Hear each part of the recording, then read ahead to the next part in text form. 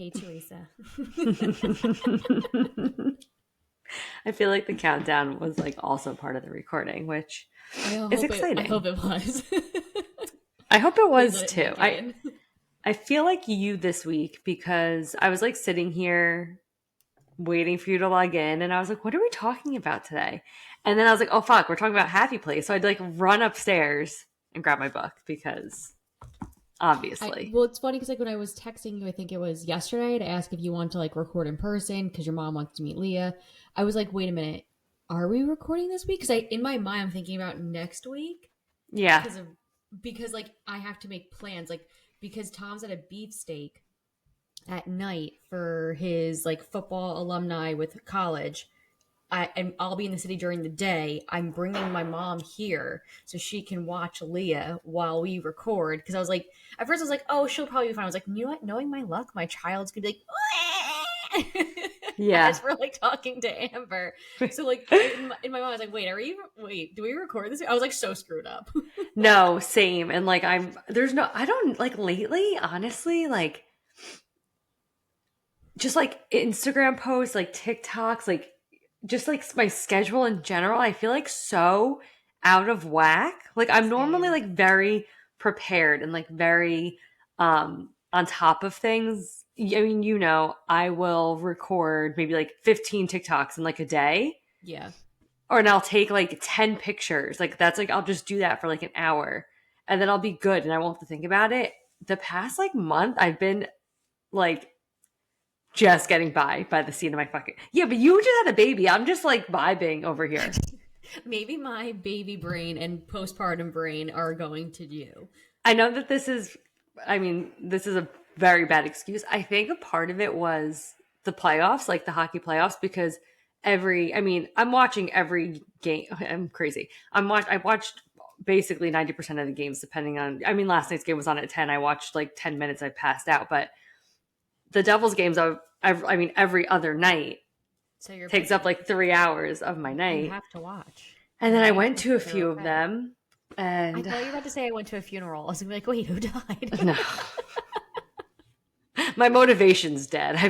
I've buried that. May it rest in Um, peace. yeah, no, but I just feel like the last few weeks. Like it's been it's been a month since the playoffs started. Now that the Devils are out, I feel like I can concentrate more because if I miss Game 7 tonight, Dallas and the Kraken, and I'm only mentioning it one because it's a Game 7, which is very exciting, but the Kraken have really embraced book talk, and there is a lot of love for them on like hockey book talk. Everyone's like, "Oh yeah, we love it," and then a lot of people are mad about it Why? because they're like, it's just like a hockey team who's now trying to like gain like popularity like by Isn't that using book talk. but isn't that what's like It social doesn't media bother for? me. I know I made a this is not a happy place at all. This is very off topic, but we'll get into it in a minute. But I know that I made a video a few weeks ago, I think, just about one authors who write, and this is not hockey related, this is just sports romance related, who write sports romances but know nothing about the sport. And I do feel like there are a lot of authors who noticed hockey being like a very popular genre, hockey romances, who are now writing them and like don't really know the sport, which is kind of frustrating. Um, and I think that I think like as a female fan, and maybe we did talk about this in our last Spilling the Tea, but I think as a female fan now, having to kind of like prove your fandom Hmm. and like prove that you know the sport and prove that you know the players and prove that you know the team and like always having like guys be like, oh, well, you only like this player because you think he's cute, which no, but if he is cute, then like bonus points, obviously. Um, but now there's like, I feel like a lot of people who watch only because the players are cute. And I feel like it's like putting us back a few years, but it doesn't fucking matter. Honestly, I'm just excited that people are watching hockey, to be honest with you. So, and I like the Seattle Kraken and two really, there's a lot of attractive men on that team, but two very attractive men on that team. And listen, they're pretty good at hockey. They're very good looking. If if if they're getting fans based on their looks and then people are sticking around because they actually like the sport, then good for them. Yeah, I'm here for that. Preach. Preach. Kudos. Do what you But gotta do. Vince Dunn, or Wenny, if you're listening, what's up, baby? Just kidding. I'm happily married, but could be persuaded. Gil, you're out. Pack your bags. Just kidding. Or am I? No, I'm kidding. Okay. Anyway, we're here today. Okay, so this is kind of full circle for us. Because our first ever podcast episode was Book Lovers by Emily Henry. And now today we're here, almost a year later, Happy Place by Emily Henry. And honestly, like, It was so good. I was saying I loved it. I know that there was controversy when the ARCs went out on NetGalley because some people hated it. Do tell why. I'd be curious. So I hadn't seen any of those videos. The reviews that I saw of people who didn't like it, I think, so I've said it before, but I don't put Emily Henry in the romantic comedy genre, but I know a lot of people do. I think, yes, beach read, book lovers, people who meet on vacation, they have witty, funny moments. Emily Henry does banter so well. So well. Tiara. Agreed. Legitimately, like, give her a crown. The banter is unmatched. But just because there's funny aspects of a book does not make them romantic comedies. I believe that this is very contemporary romance. There's a lot of heavier topics. And I mean, I don't know. I think that people just didn't like it because the romance, I mean, you don't really get the romance until like the very, very end. Very, very end. And like, I will say, like, her cover, though beautiful. Yeah. I guess it could, I don't want to say be misleading because you're right. Like, a lot of people want to put her in that romantic comedy genre, but again, you and I are very similar to this. I don't believe, I know you don't believe that her books are romantic comedies. No. So I guess if you're unsure, we'll play that game. Let's just say you don't know who Emily Henry is and you see this cover, you're judging the book by its cover because it's cute and you want it. This looks like a fun cover. So I guess if you went in just going based off of like, hey, the quick synopsis, seeing the cover, you're kind of thinking it's going to be a little light and airy. And I will say this, yes, there's heavier aspects, but like, I don't know about you, but I feel like I walked away like with my eyes wider opened. No, with my eyes more wide open. I'm okay. But you know what I mean? Like, I don't know, like, I think it kind of spoke to my soul because like we've both been with people for very long times. I can't talk today. So if anyone's listening, it's the pregnancy brain. There's no sleep happening. So I mean, it's not the pregnancy brain anymore. It's the postpartum brain now. You know, it's funny because everyone's like, the postpartum brain's so much worse. I'm like, no, yeah, it is. But like, let's talk about why. It's because we're not getting fucking sleep. Yeah. Like, that's the reason why it's not working. It's because my hormones are crashing and I'm not sleeping. Anywho. But like when you're with someone for such a long period of time, especially like two people, one person was in college, like, I don't know, like I just felt like it was a well-rounded book of like things that can happen in everyone's life. And I think like, I don't know, like I feel like I went in very open-minded. I almost feel like I learned something, like communication, like talk to people, don't just assume. Which is everything that my therapist used to tell me to do. But but it's true. Like you start out at a certain age, you start dating. Like I always think about like Tom and I, like I just started my grad program, and like my grad program is extremely rigorous. Like I was in classes and at clinicals, like, and I chose to work during it, which they told you not to work during it, because of how heavy like the course load and all like the work and studying was. But I still chose to do that anyway. So it's like kind of like looking back at like what 23 and 24-year-old Katie and Tom are like versus 33 and 34-year-old Katie and Tom. Like it's just like you and Gil. Like you and Gil been together since what, 1920, and now you're 34, 33. Like you think about like how much you have grown and changed together, and it's like exactly what happened between Wynn and Harriet, which like why is her name Harriet? But we'll talk about that later. No offense to Harriet's out there in the world. My immediate This is Katie's official declare. This is her villain origin story. This is her. She's putting her stake in the ground, Katie against the Harriets of the world.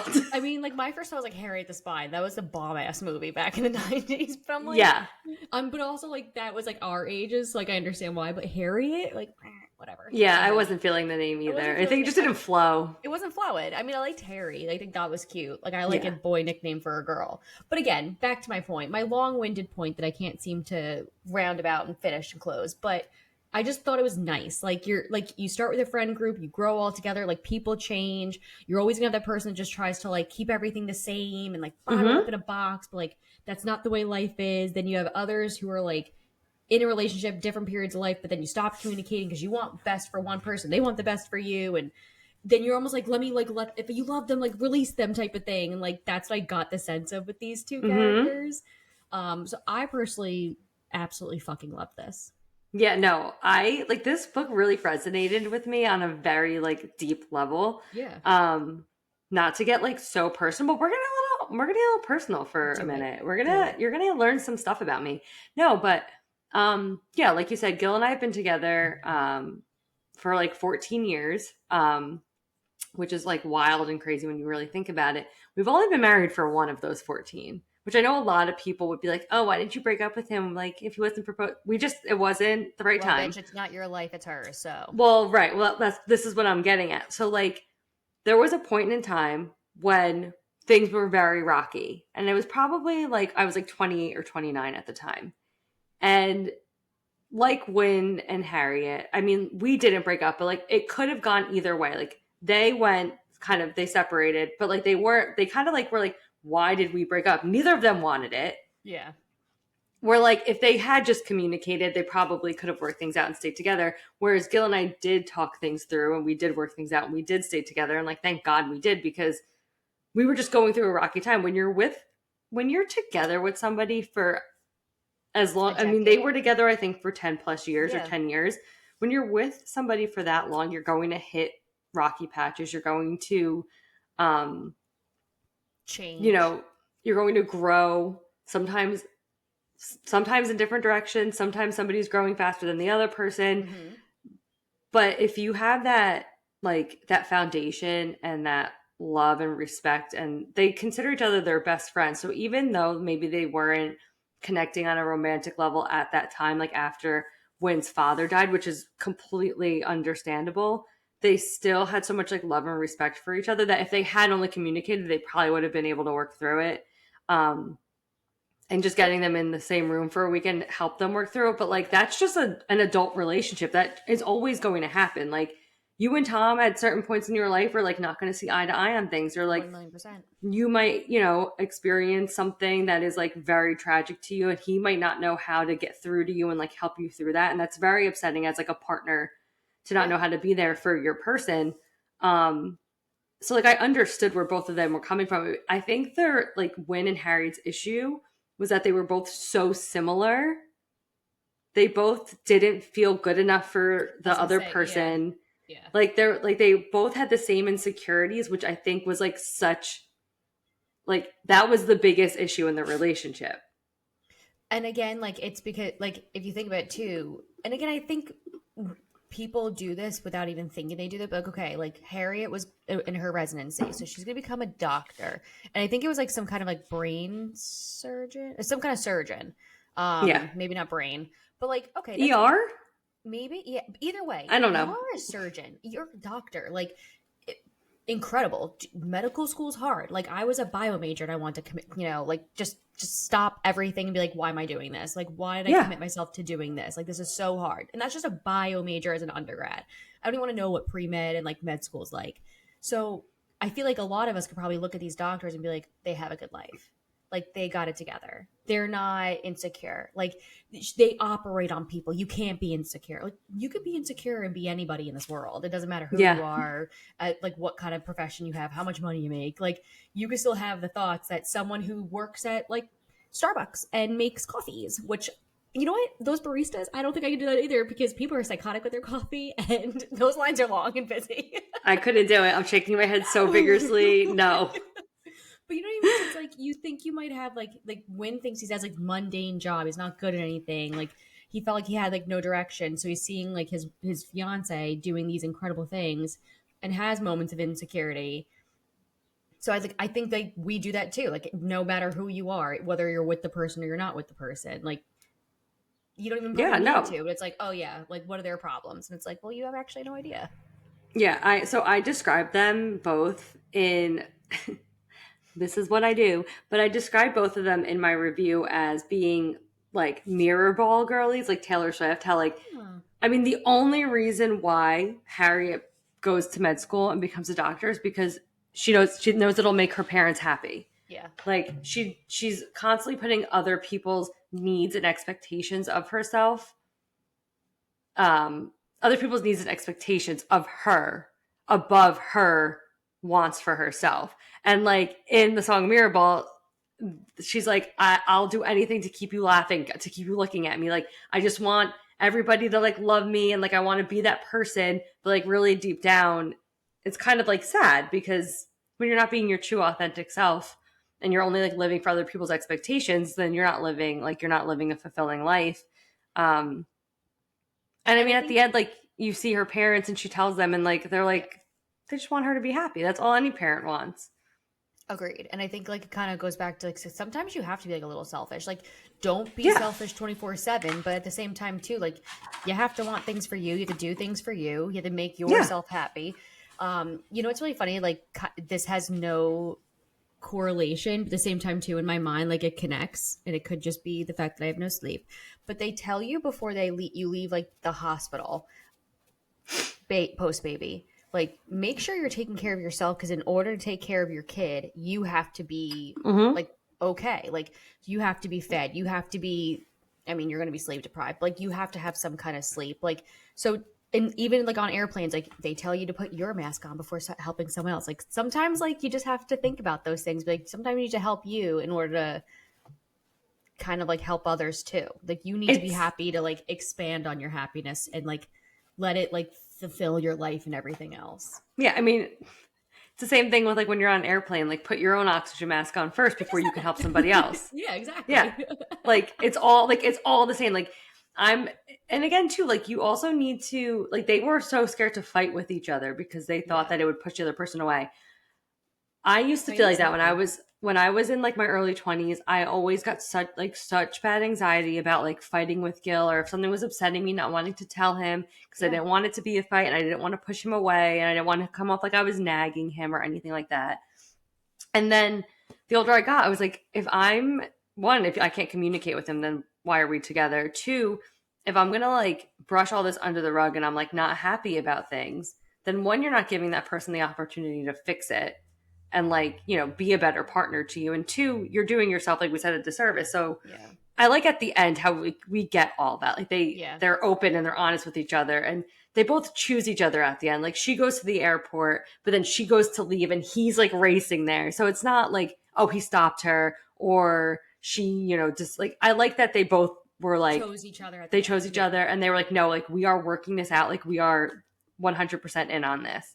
Um I liked it a lot. It's just very different from I think book lovers or beach reader people meet on vacation, which you get, the whole story is like coming to a culmination, like Nora and Charlie, like you get they're flirting the whole time and you're Yeah. like kind of giddy about it. And yeah, it's dealing with the topic of her mother's passing and all that. But this book, it was sad. It was very sad. I mean, you get the flashbacks and you see them falling in love, and like that's great. And there are very cute, funny moments and like tension moments between them when they're in Maine, but it's a sad story until you get to the happily ever after.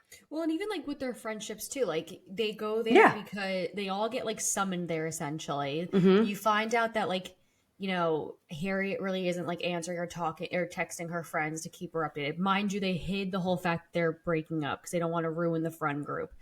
So again, putting everyone else's like happiness and everything else above theirs. Then you Yep. find out that like the other friend never really is inviting them, like the other couple over because they keep rescheduling. So it's like, and again, the fact that I didn't even write these names down, what the hell? Sabrina. Is it Sabrina that's trying to like hold everyone together? Mm-hmm. So yeah, you have like one person trying to like just hold everyone together. She's getting married, but everyone's like kind of shocked about that. It's just like so much is going on. But again, like we all have gone through that. We all have friend groups where again, like Teresa was just saying before, some people grow before the others. Some people are Yeah. changing. Some people are moving. Some people are in school. Some people aren't. Some people have crazy jobs. It's like your friend group's always going to change in terms of like the maturity of it and what you're doing. Like we're not all like 19, 20, 21 years old going out raging, party girling. Like the minute you graduate college, your life is going to change again because your friend group's not going to remain the same. It'll be the same, but Right. hopefully, but like things within it are going to change. Right. Like, Um, so I was going to say, so, I mean, I have a lot of different friend groups, but I don't have a child, whereas most of my friends do. But I have my group of friends who live in New York, and like we're planning to go to drag brunch in a few weeks, and I know it's gonna be an all day thing. I have no responsibilities. If I were to try to plan that with like my friends from high school who all have children, they would be down to do something, but it would be like, okay, we're gonna go to brunch, we're gonna come home. And like I would yeah. probably be the only one who was like maybe getting a little out of control because they have other responsibilities. It doesn't make your friendship any less because things have changed. It just You're in different your places in relationship your grows life and now. evolves. Like even after college, I lived with my three of my best friends. I still love them. They're still like my really good friends to this day. Um, but after college, like we kept trying to kind of hold on to that. Like we should keep going to the college bars that we were going to, and like what Yeah. are we going to do this weekend? And then I get a full time job, and my boyfriend now lives an hour away from me, and a lot of weekends I would go spend down with him, and I was kind of like I don't want to say I was like the outcast of the group, but like things I couldn't prioritize my friendships. They couldn't be number one because I had to also prioritize my relationship and I also had a job. And so things were changing, but that doesn't mean that these friendships mean any less to me now, especially Yeah. even like 10, 12 years later after college. They're still some of my best friends. So, That's it's like, why. it is hard to like kind of give that up though. And like, that like they go to this house in Maine. Sabrina's parents like they call it a cabin, but it's like or a cottage, but A it's like mansion. it's a mansion. Um, they go. I mean, this is what they've been doing every summer. They go. Like imagine if every summer like we were just like we had a house that we went to, and then one summer it's It gone, stops. and Yeah. that's like that is very sad. I mean, we had a family beach house growing up in Sandy, which is now like 14 or 12, 14 years ago, however long it's been got washed away. We had to sell the land and whatever. And now we just don't go to Ortley Beach anymore. And it's sad. I mean, the further we've gotten from it, we're like, okay, like whatever. But But yeah, it's since I still. was born, every summer that was where I was. And then one year we were just like, oh, house is gone. We used to do the same thing with LBI. Like every year we'd go away for 2 weeks. You make like my parents and because we had stayed in the condo complex, like or townhouse complex, I should say. So like my Yeah. parents ended up making friends. Gene and I made friends with people who like you kept in touch with all year round. You knew like we only went for like 2 to 3 weeks. They lived there throughout the summer because it was their summer house. But still, like you make these connections, you have these friends, like you do this every year, and like you're saying too, like all of a sudden one year it just like stops. It's like but again like it's like things come to an end in life, like it's just that's just the Yeah. way life works, but that's why I think I like this so much because it's so real. Like it like I don't know, it Yeah. made you like self-reflect a lot, like wow, okay, like this happens to everybody, even our book character friends.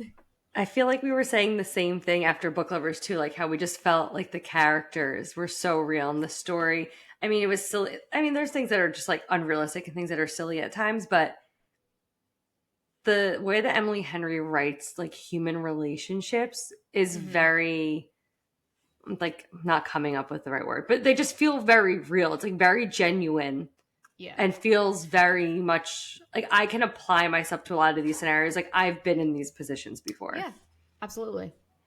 Like Absolutely. it's page 3, but Harriet's describing her friends and says, my best friends taught me a new kind of quiet, the peaceful stillness of knowing one another so well you don't need to fill the space. And a kind of loud noise and a new kind of loud noise as a celebration, as the overflow of joy at being alive here and now. And like that's we say it all the time. Like we could just like sit in a room and like stare at our phones and like not talk. But like also like the people who you want to be with when you're celebrating, that's how you know that it's a best friend when you don't have to talk every day to know that they're still your best friends. And you can sit in a room with them and not feel like awkward if you're not talking, if you're kind of just like vibing out. But when you have something to celebrate, those are the people that you want there. Yeah. I also really like this is page 254, and I think this again just speaks to just it makes complete sense in my mind. I'm Mm-hmm. sure it'll resonate with you too. This is what Win says. Maybe I used to think there'd be a perfect time or place, but now I think if you really want to be with someone, you don't wait for things to be perfect. And that's like so true. Like there's never a perfect time for anything. There's never a perfect time to, move in together, get engaged, get married, have a baby. Like there's no such thing as a perfect time. Like you're not gonna have enough money in the There's world. not. It's never gonna be a perfect time. You can always find No, some kind of excuse. But like, and I think that was their biggest issue too, is like they were waiting for the perfect moment for this or the perfect moment to like get married at. And like there's no such thing. there's no such thing. There's not. It spoke to my soul. No, I understand. There's a part, it's page 97, and they're at the bookstore and they're talking about like books, whatever. And Parth, he goes, I picked this up because the Wall Street Journal gave it such a cranky review. I needed to read it myself. It's by this married couple who usually publish separately. One of them writes literary doorstop novels and the other writes romance. And it's about January and Gus. That's amazing. I know. I loved it. I was like, oh, that's January and Gus. I love it. So because I am a bit of a nerd, as is our girl, Harriet, on page 242, I have like a whole highlighted section because I just thought it was so great. And Harriet's like, I want to go home. So Wynn's like, we will, you and me in 2 days, but first I want to see everything. And she goes like, my boobs. And he's like, those too. But I was thinking more like your boy band posters and embarrassing diaries. And then she says, joke's on you. The periodic table is my boy band poster. And he says like, God, you're such a nerd. But like also LOL, because I understand that because that's, I feel like all that I had in my room for a while for school.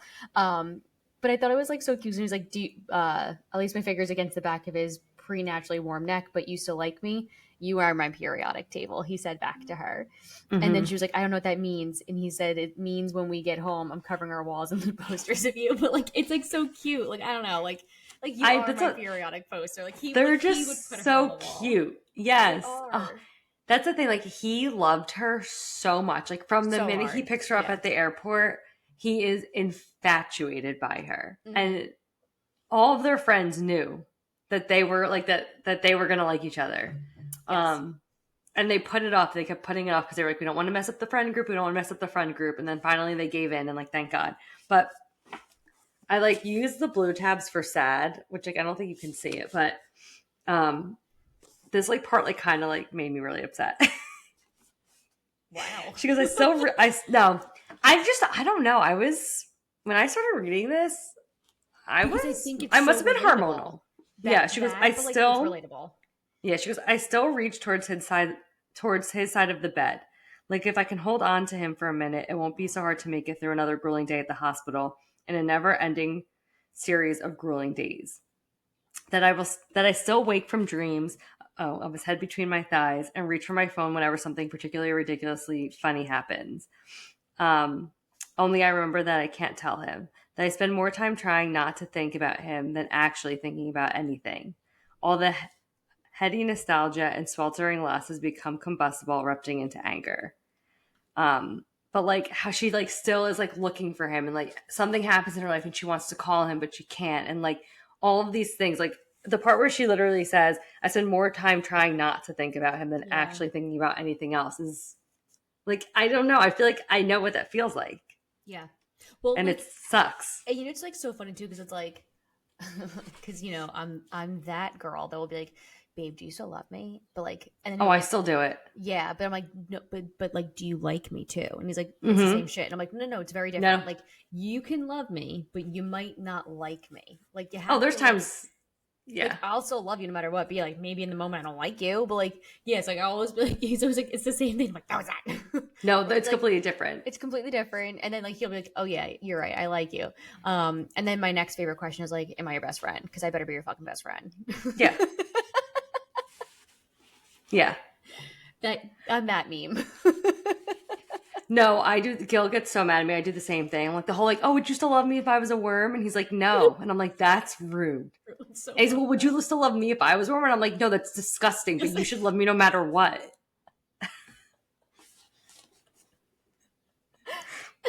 He's like, you're crazy, Bleedy. I just like when I act out of anger and I'll be like ridiculous in the moment, and then I'll be like afterwards like a sad puppy dog. Oh, you still love me. I do it. So obviously, I mean, like Parks and Rec is one of my favorite shows ever, and Leslie and Ben, their whole thing is I love you and I like you. That's And cute. Gil and I say that to each other sometimes. Only when we're feeling like extra cute. So like maybe like once a quarter. Only Um, once a quarter. so Some another scheduled time. I related to this part with Win, and like I feel like you're gonna think that I'm crazy because I'm like, oh, this is how I feel. But they're going back and forth, and he's like, she calls herself early on slow release hot. She's like, Yeah. people don't find me like hot until they get to know me. Like, I'm like, you know, you have to get to know me to like love me. And he says that he's slow release boring. And he says, um, I've had 10 years to come to terms with this. People are interested right up front, but it never lasts. I told you I don't date friends, and that's why. Because once I get together with someone, really let them in, the novelty wears off fast. It's been that way since high school when girls would come from out of town for the summer, and it's still that way. I'm not all that interesting. And like, I kind of like understand what he means in a way, and I Yeah. don't feel this way anymore. But like growing up, I always felt I kind of felt both ways. I at times I was like, oh, boys have to get to know me to like me, and then I was like, but once they like me, like once they get to know me, like they're not interested anymore because they're gonna figure out that I'm like not. I always felt like I had to always be like the super outgoing, like fun, charismatic person all the time when I was younger to like keep people interested in me.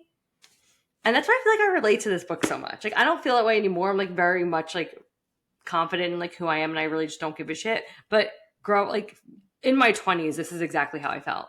Well, I think in like a lot of people can probably relate to that, like, girl and boy. I think girls are maybe a little bit more vocal about it later in Yeah. life. Like if you are okay, like you kind of can reflect back because like I feel like I was the same way too. Like it's like so funny because I feel like I was a very independent kid and like person throughout like a certain grade, and then all of a sudden there was like a switch, and like I was okay for a little bit, got through college, was Mm-hmm. totally fine. But you're right. Like I feel like I hit my 20s, and it was like you start thinking like, am I good enough? Like, do Yeah, like I people just did like it. me? Like, am I like, okay, I'm like, you're funny, I'm not. And that like, and that never bothered me, but like that might bother some people. Like if you're not the witty friend, like I don't know, like I think a lot of people probably go through that too. And then yeah, like I think I turned up, like you came onto the other side of like your 20s, and I was like, I don't give a Mm-hmm. fuck. Like this is who I am, take it or leave it.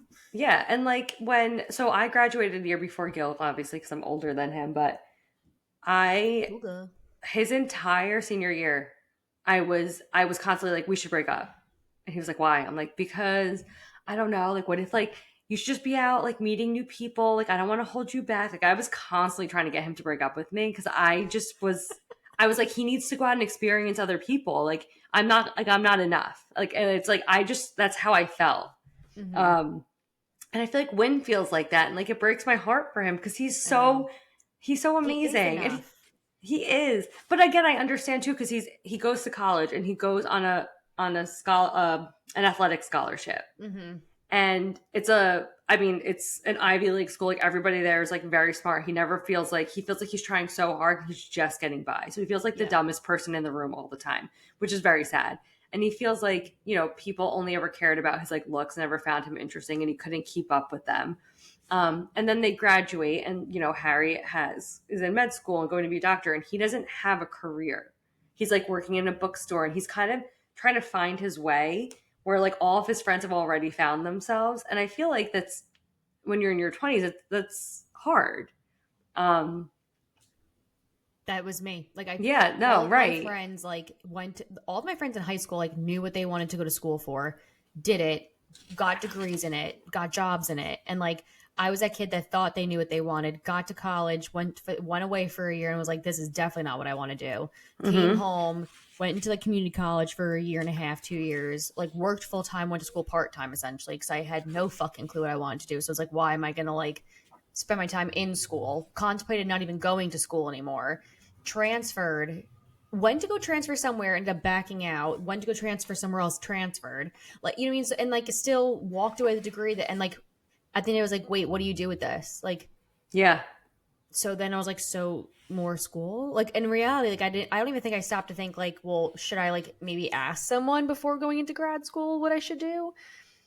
Because now you yeah. girls You know just shit kind of ton of feel fucking dead. Yeah, you lost. feel like I was just one of those kids that just didn't have a direction, and like everyone else did. Even my sister like was dead set on being a fashion major since the time that she can like talk. like has like my mom has like the coolest idea. My sister won't listen to this. Like it's not gonna spoil anything. But like there's a picture of Gina who made like links out of construction paper. She made a skirt. And like when I tell you this kid was probably like maybe 8, like she did an ombre colored skirt out of like construction paper, made it like it started out like purple and like faded to a different color. So my mom like is gonna post when she like finds a dress, like put the two side by side. And I'm like, so again, like this kid like from that young of an age, like Yeah. always knew what she wanted to do, went to school for it, and like is working in it. Like I just never had that. So I No. get what Wynn's saying too. Like, and again, when you're in Ivy League school, like I'd kind of feel like out of sorts too. Like, sure, like I might be smart, but like not this level smart. So you do feel like on the outs. Yeah, I mean, my brother and my cousins, they're all like so much smarter than me. Like, and growing up, I was always so insecure about it. I mean, there's different levels, obviously, of like in different degrees of Intelligence, yeah. intelligence, obviously. But like, just like the smart, like the most creative and like smart people, like I'm in a room with them and I just sound like a big fat dummy, and they'd probably all punch me for saying that about myself. But Yeah, um, because you definitely probably don't, but like that's how you feel. right, but I feel like that. I'm also just like their younger girl cousin, so I feel like no matter what, I would always feel stupid around them. But um yeah, so like I mean I understand, and I mean I'm 34 and like I still like I've I work, I have a great job. I still don't really know what I want to do with my life. Gil asked me the other day, he's like, so like where do you see yourself going next? And I'm like, I have no idea. I thought I wanted to be a manager. I do not want to manage people. I want to be left Managing people alone. is so fucking hard. No one tells you how fucking hard it is. I don't And have you the have, oh, patience for it.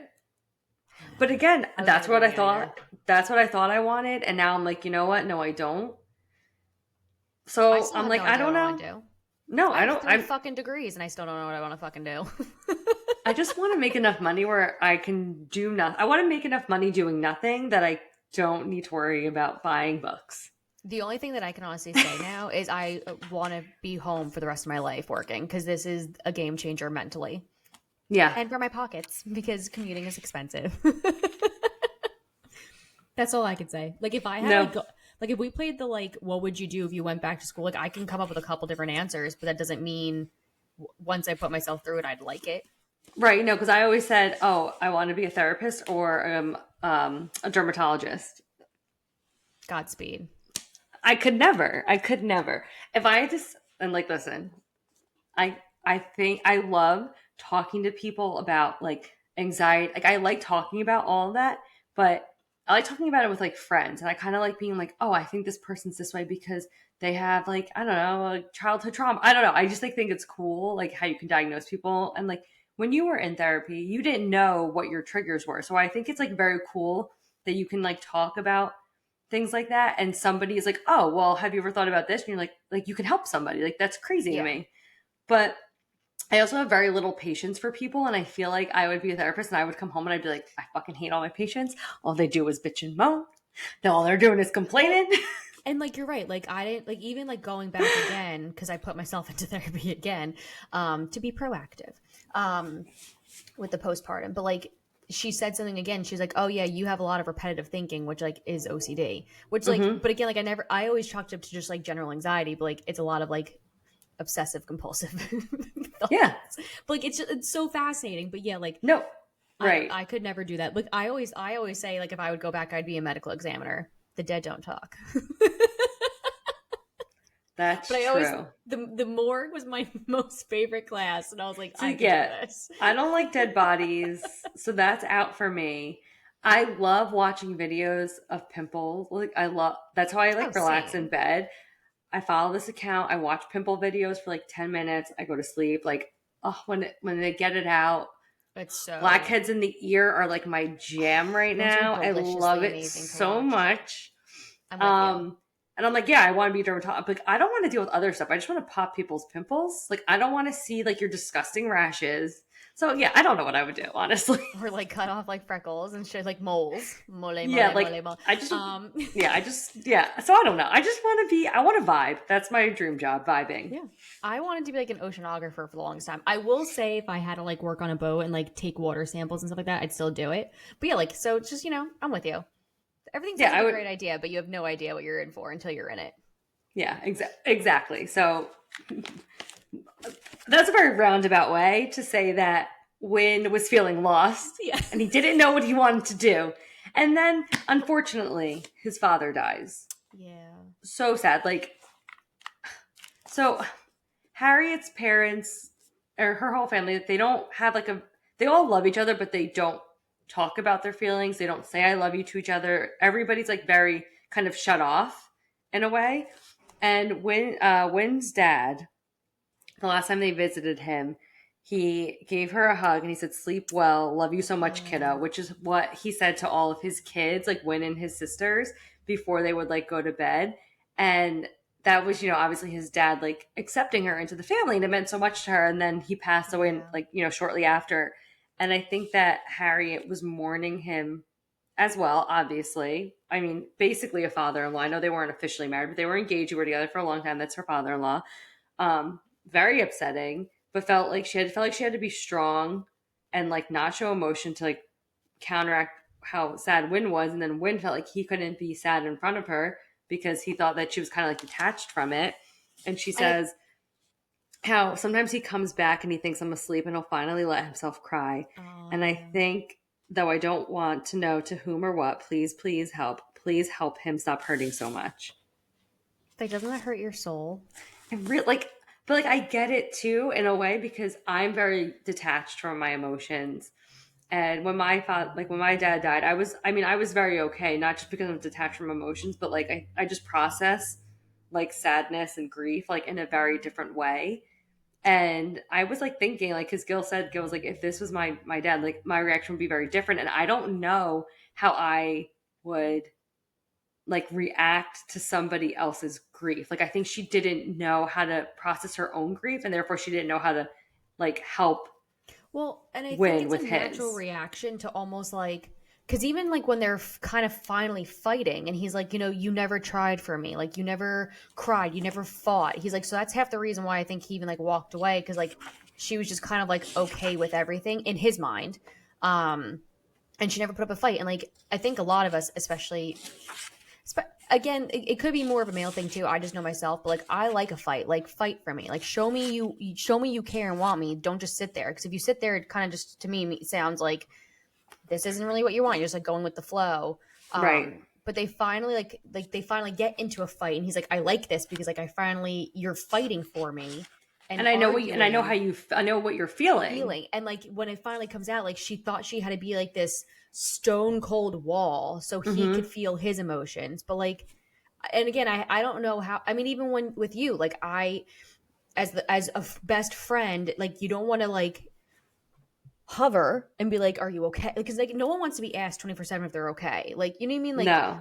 but at the same time too, then you don't want to ask because you don't want to come across as like not caring. And then sometimes too, like when people send gifts and send you things, and it's like sometimes it's like caring, but like sometimes it can also be overwhelming. So like it's really hard to sometimes find a way to like walk that perfect line because you don't ever want to be too much, but you don't ever want to be not enough. Right. Like So I'll say when my dad died, it was Lauren. Like Lauren texted me. Like I mean, most of my friends texted me every day, but I just remember like Lauren. It was like a week later. She was like, "Okay, this is the last time I'm checking in on you. You know that I love you. I'm there for you if you ever want to talk." But she's like, "But I'm going to stop asking you." And I was like, "I appreciate that. Thank you." Because again, too, like how many times too, as the person who is like grieving, can you say, "Oh, like no, I'm good." Like, and for me, I'm just like I joke, I think like when I told you guys like that he was like, he was on hospice for a while, but I think it was like the last like 2 weeks when he went on like end of life care.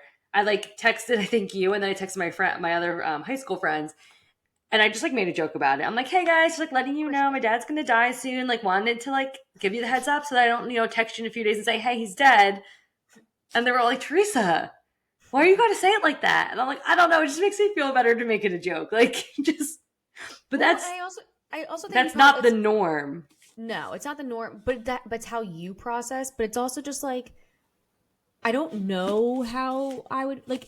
I can't put myself in your shoes, but like at the same time too, I'm assuming at some point too, like you don't want to keep spilling your guts and feelings. Like it's almost like you become so emotionally exhausted, you don't want to keep repeating yourself.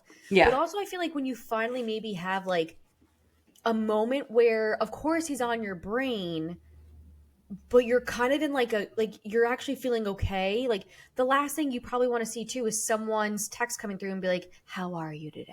Yeah. And it's like, great, now it's bringing me back down. Like I Yeah. have to like answer you. And yeah, like I feel like after a certain point, it's always like it's like those memes that you see all the time too. It's like when people are like, "Oh, hey, how are you?" Like they're really not asking how are you. They just want like a quick like, "Oh, good." Like you could be like fires erupting behind you, but you're just gonna say good because that's probably what they want. Like it's Right. probably like the same thing too. Like after a while, you're just like, someone's just checking in. I'm gonna be like, "What am I?" Imagine if you were like, "I'm fucking devastated." Like I mean, no one expects you to say that. Everyone's always like No. expect something else. So Yeah. I mean, But I yeah, so didn't, that's but that's why like I understood where both of them were coming from. Like when not wanting to cry in front of Harriet, Harriet not wanting to be sad over, she's like, it's not my dad.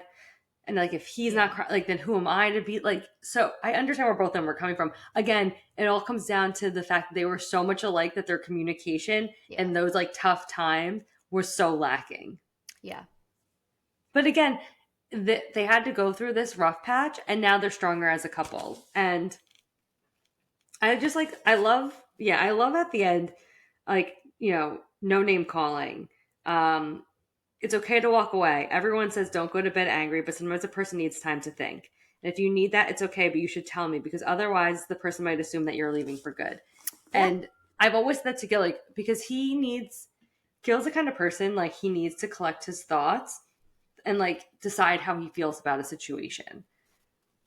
And at first I didn't understand that about him. I just kind of took him shutting down as, like, he just didn't want to deal with it. yeah, And then like 3 days later, he would like be like, okay, now I can talk about it because I thought on what you were saying. And like yeah. now I can have, because again, too, sometimes it's good to have a person like, because I'll just keep going. Oh, same. And it's good that he is like, let's stop, Mm-hmm. take a break. Because sometimes you're just talking in circles. And then sometimes you're just getting defensive because now you're feeling like Yeah, the person's attacking you. And it's not constructive. But yeah, again, like Gwen said, just tell me if you need to take a step away, if you need time to think about it, so that I don't think that you're like closing up and leaning. yeah. I'm like, that's how, like, if I go to bed at night, because that's when like my spiraling thoughts occur. Mm-hmm. And again, like I have a husband who's very like, I'm not laid back and he is. So yeah, like they're like you and Gil have like a balance. We have a balance. Yeah. And like my thing too is like you don't need to like hash like I'm like you. I can hash shit out right then and there. I can talk in circles. I cry because I get frustrated. So it's Me like too. I can like hammer things out immediately. Tom doesn't. But I will say like, hey, look, like if you're gonna go to bed and I'm feeling a certain way and you're whatever you're processing your shit, just like a check-in, like, hey, look, like we're good, we're fine, but like I need to marinate and like we'll talk to more tomorrow, but like love you. And I'd be like, okay, I'll shut the fuck up and like roll over and go to bed now. But like when yes, like I get that too. Like if someone's just shuts down on me, rolls away and goes Yeah. to sleep, I'd be like, wow, you don't give a fuck. Like Mm-hmm. yeah, like it's just I think it all just goes back to communication too, obviously. Yeah. Like this part kind of reminded me of like how your brain works. It's at the end when they're kind My of brain like in particular. your brain. When you don't tell me what's wrong, I assume things, and all I can think about is that I've messed things up. Yep. And he goes, "That's not healthy." And she goes, "I know, but it's the truth." Yeah. And yeah, and but like I'm like that too. If Gil's like in a bad mood, I'm like, is it me? Did I Yeah, do I something? do. Did I do something? Like I'll be like, was it me? I'll poke the bear, and then he'll be like, Yeah. no, I'm like just like annoyed about work or like whatever. But I'm like, if you don't tell me what's wrong, I'm going to assume it's about me, and then I'm going to sit here and I'm going to be like, what did I do? And I'm going to stew on it. Yep. Dude, our fucking brains. I think most people are like that. I mean, yeah, because at the same time too, like the last thing you ever want is like the person that you think of as like your best friend, who you love, Yeah, like to be mad at you and you have no idea why. It'd be I think it'd be a little different like you knew if you did something to piss somebody off. yeah, Like when I get really fucking hangry and I lash out, I'll be like, "How cute am I?" Like after I'm fed, and I'll be like, "I fucked up." But you know what I mean? But like if you don't know, like that fucking sucks. yeah. It's like you I sit mean, there and you're like, "What did I do?" it's like those times when Gil was like, I think Katie's mad at you, and I was like, why? What did I do? And Well, then I I don't texted you like, are understand why you you mad at ever me? thought about those things. I think he's just over like zealous and I feel like it's like all of a sudden I become like the little sister in his eyes. And like you get tired and quiet. So like you'll just like excuse yourself from like the party and like go to bed. And be like, I think it's because she's mad at you. And I'm like, what? No, because it's past 10 p.m. That means it's game Yeah. time. I'm like, you're giving me a complex.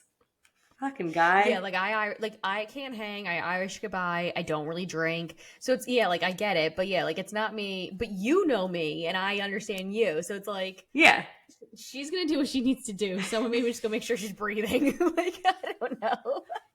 No, look, I'm gonna go check on Katie, and then I'll just like also disappear. Disappear. I did your Irish goodbye. I love it. It's so good. There's no point to ever say goodbye to people. It's like one of those like I'm out. I just do now I'm just like, bye everybody. I'm like, I'm not hugging every single person at this party. Oh, you mean like my mother and my mother-in-law? I mean and my mother-in-law? Aunt, your mother-in-law and my mom. Okay. When they say bye for 2 fucking hours.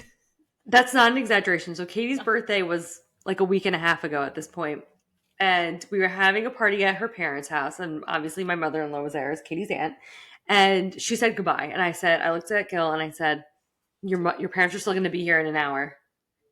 Yeah. And all of a sudden, I go in the kitchen. And I said, didn't she say goodbye to me 45 minutes ago? And she's like, oh, I'm just, we're just chit-chatting. She's like in her coat.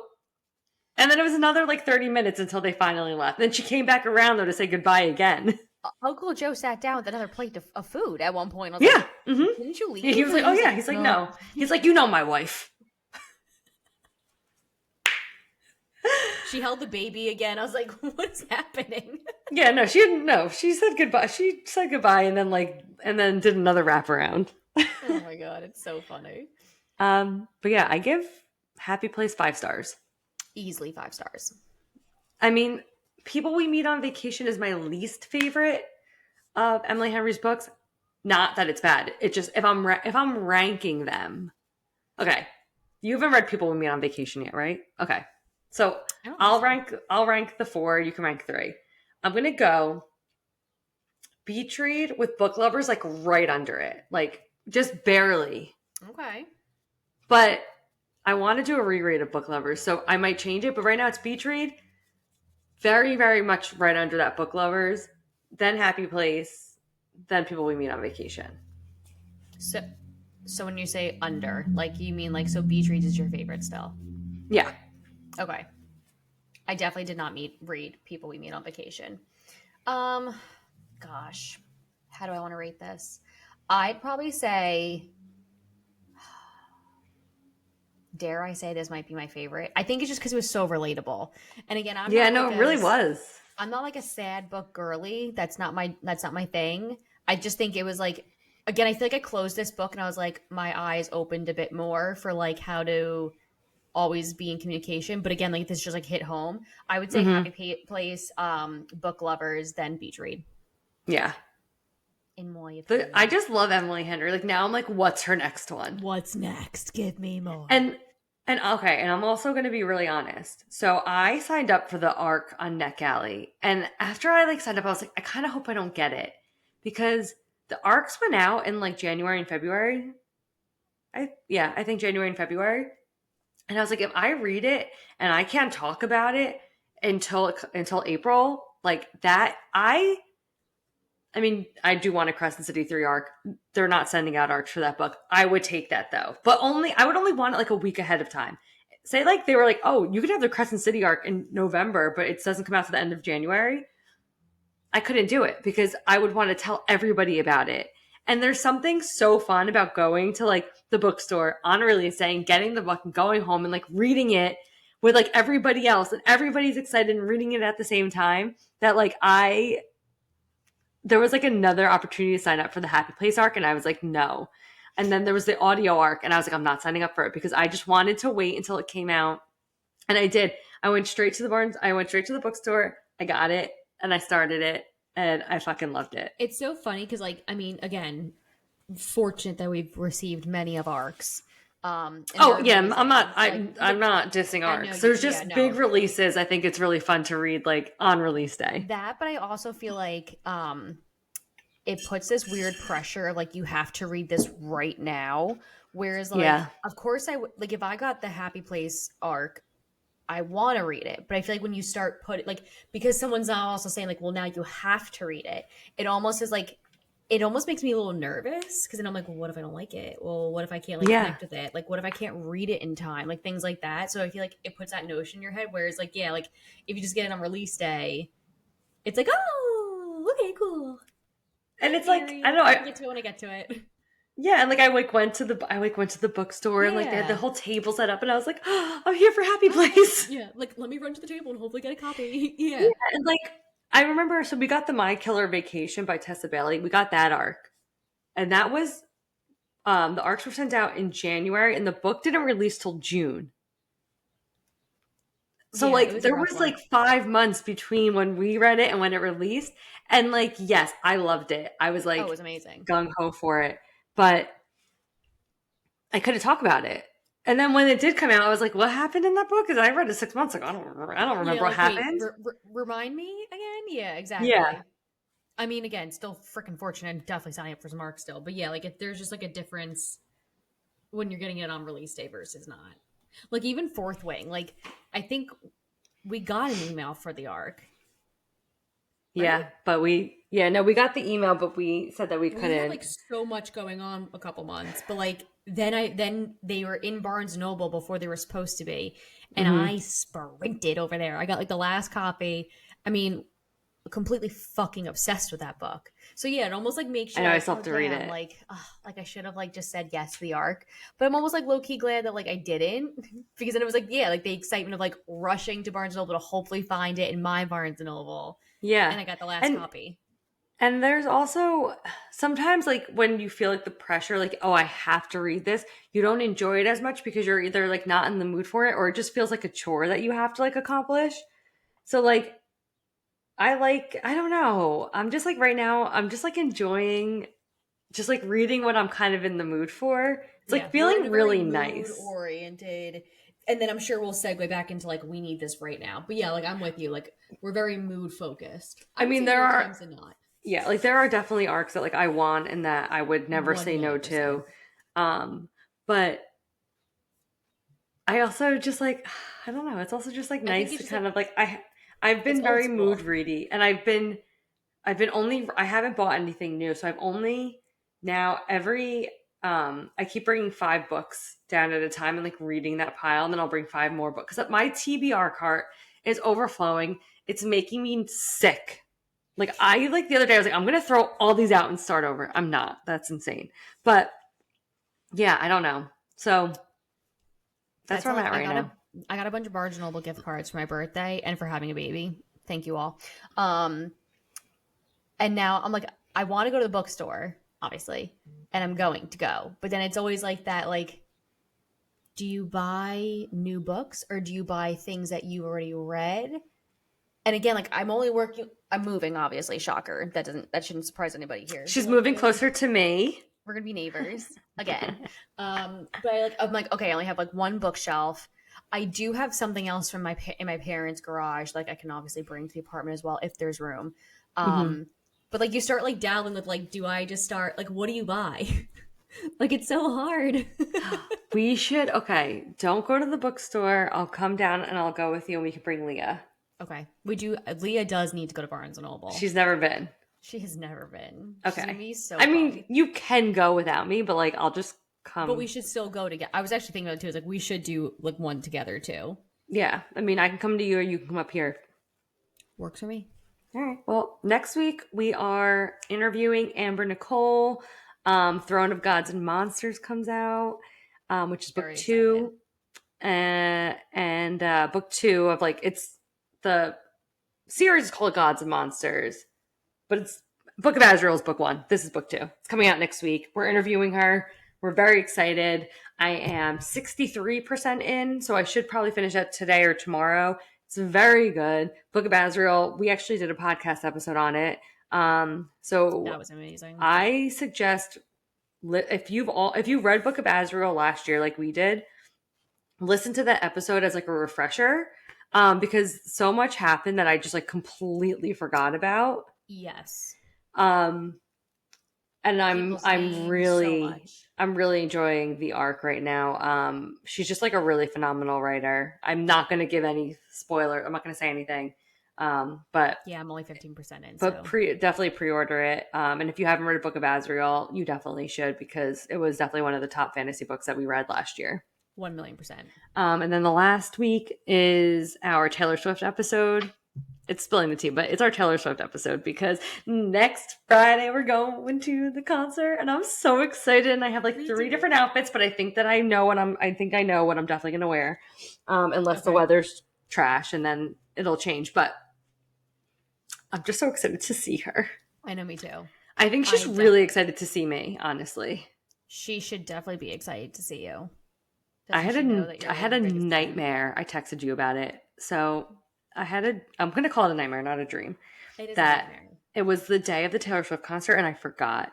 And I didn't have time to get ready, and I didn't have time to put the gems in my hair, or I didn't have, it was a lot. Really, I need to think about how I'm going to do my hair, because I wanted to curl it, which I probably still will, but like I need to figure out like the rhinestone placement I want to do. I might just go for it too. There's going to be no placement. And then I know what I'm wearing. My jacket, I think, is delivering tomorrow, but it's just a matter of if I'm wearing pants versus shorts. I think I'm slicking back my bangs. That's smart. And like putting all star gems here. And I think I'm going to crimp. Gems? No. And then I'm going to put them all over my face. Like, and then I'm going to put them, and then I'm going to vajazzle my vagina.